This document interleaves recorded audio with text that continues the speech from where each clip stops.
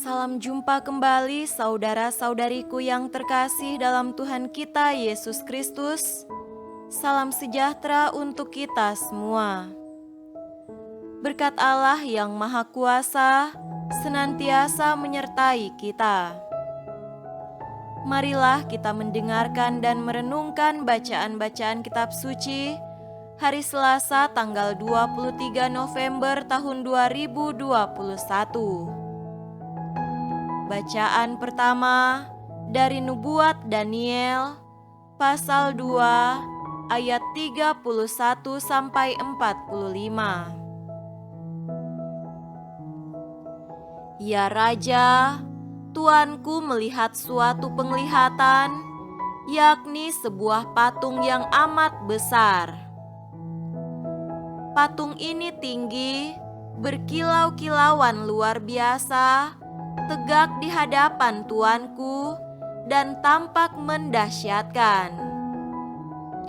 Adapun patung itu, kepalanya dari emas tua, dada dan lengannya dari perak, perut dan pinggangnya dari tembaga, sedang pahanya dari besi, dengan kakinya sebagian dari besi dan sebagian lagi dari tanah liat. Sementara Tuanku melihatnya, terungkit lepas sebuah batu tanpa perbuatan tangan manusia, lalu menimpa patung itu tepat pada kakinya yang dari besi dan tanah liat itu, sehingga remuk. Maka dengan sekaligus diremukannyalah juga besi, tanah liat, tembaga, perak dan emas itu, dan semuanya menjadi seperti sekam di tempat pengirikan pada musim panas, lalu angin menghembuskannya sehingga tidak ada bekas-bekasnya yang ditemukan. Tetapi batu yang menimpa patung itu menjadi gunung besar yang memenuhi seluruh bumi. Itulah mimpi Tuanku, dan sekarang maknanya akan kami katakan kepada Tuanku Raja.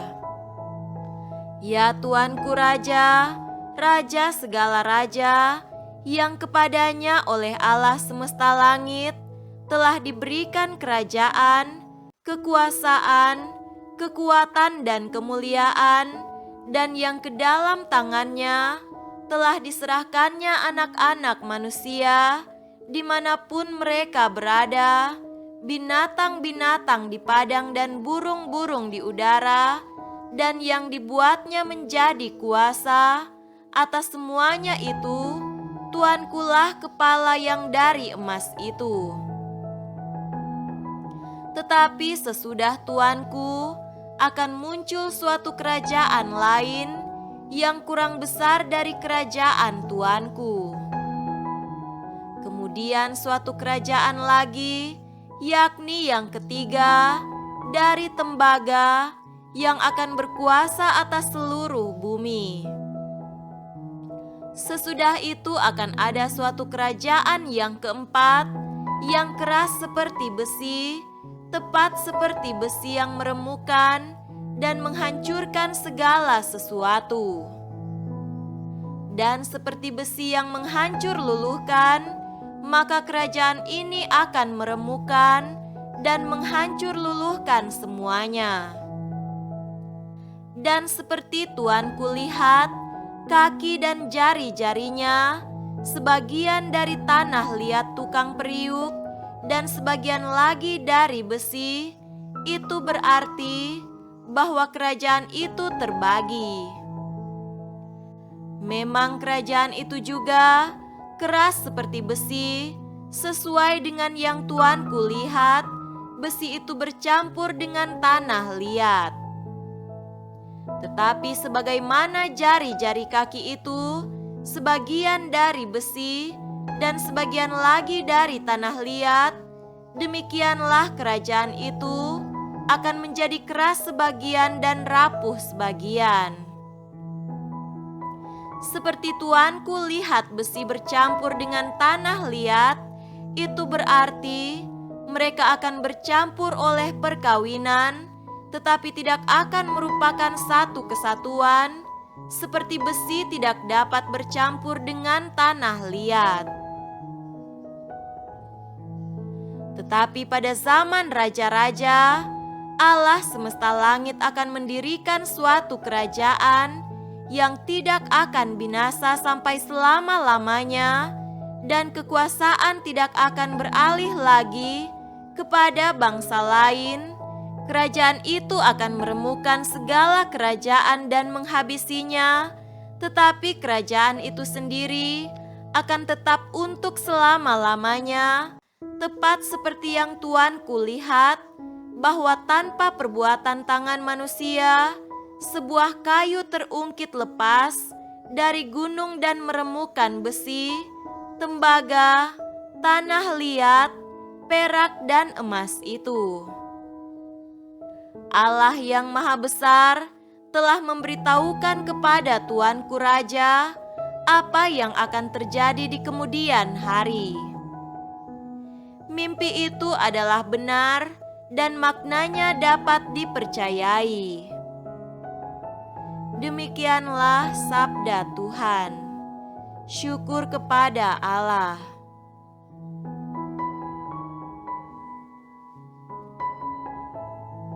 Tuhan beserta kita sekarang dan selama-lamanya. Inilah Injil suci menurut Lukas. Dimuliakanlah Tuhan. Injil Lukas pasal 21 ayat 5-11. Ketika beberapa orang berbicara tentang bait Allah dan mengagumi bangunan itu yang dihiasi dengan batu yang indah-indah dan dengan berbagai-bagai barang persembahan, berkatalah Yesus, "Apa yang kamu lihat di situ, akan datang harinya di mana tidak ada satu batu pun akan dibiarkan terletak di atas batu yang lain. Semuanya akan diruntuhkan." Dan murid-murid bertanya kepada Yesus, katanya, "Guru, bila manakah itu akan terjadi? Dan apakah tandanya kalau itu akan terjadi?"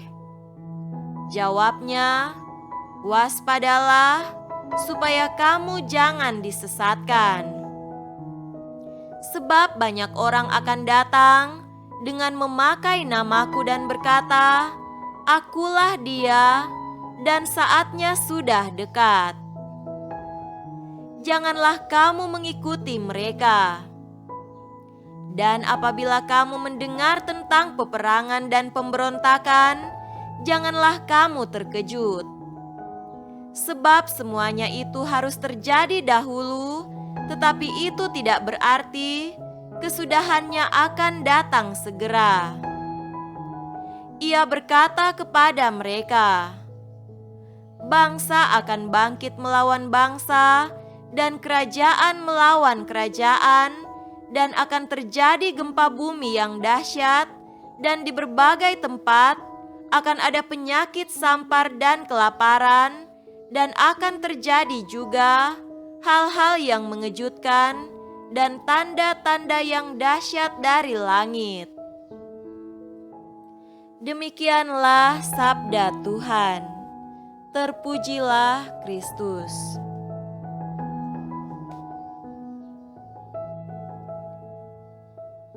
Saudara-saudariku yang terkasih dalam Tuhan kita Yesus Kristus, tema renungan kita pada hari ini adalah waspadalah, jangan disesatkan. Concerned Christians didirikan pada tahun 1985 oleh Monte Kim Miller. Kelompok ini bermula sebagai cabang kekristenan yang dibentuk untuk melawan gerakan abad baru atau New Age. Pada tahun 1990-an, mereka mulai mengajarkan tentang kedatangan kiamat.